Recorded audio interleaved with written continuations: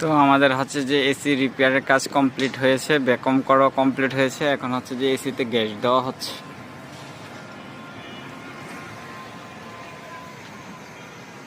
তো 410 number gas.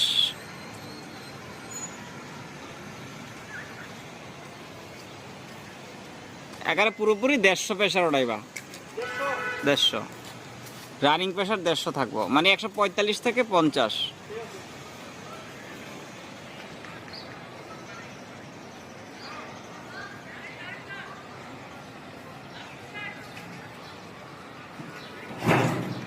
Uttara Diabari 18 নম্বর sector. এখানে সব হচ্ছে যে লং বিল্ডিং।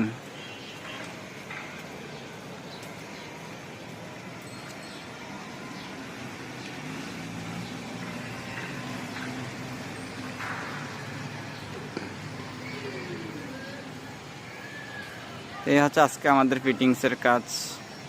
ফিনিশিং কেমন হয়েছে সবাই জানাবেন।